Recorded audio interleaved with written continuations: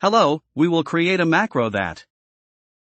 Firstly, it calculates the relative percentage of turnover column B, in relation to the total turnover of the year. Secondly, it creates a pie chart for this data. From the Developer tab, I will record a macro that I call %ca. I'm recording. I place myself on C2, first cell of calculation of the percentage. I write the formula =, click on first value of January, cell B2, / of the division. Click on the annual total, cell B14, and above all, as we will always make an absolute reference to the total. F4 key on the keyboard to get the denominator $B$14. Be careful, I always recommend a standard keyboard, otherwise type the characters $ by hand if F4 does not work. I validate by enter, knowing that previously I assigned the percentage format to 2 decimal places after the decimal point to the values in column C. From the Home tab and Number toolbox, I could have done it afterwards too.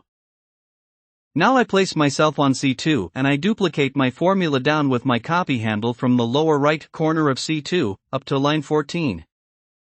To insert my graph, I select the useful range of data, i.e. A2, C13.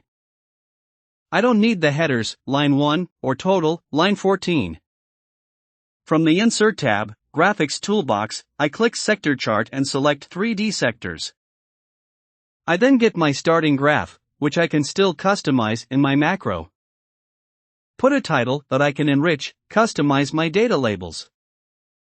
When my graph is satisfactory, I stop my recording by clicking on the small button at the bottom left.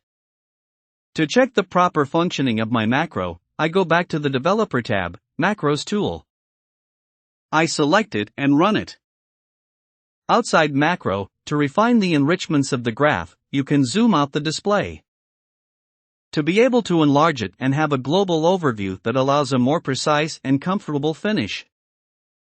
This properly completed chart could now be copied/pasted to a Word document, for example.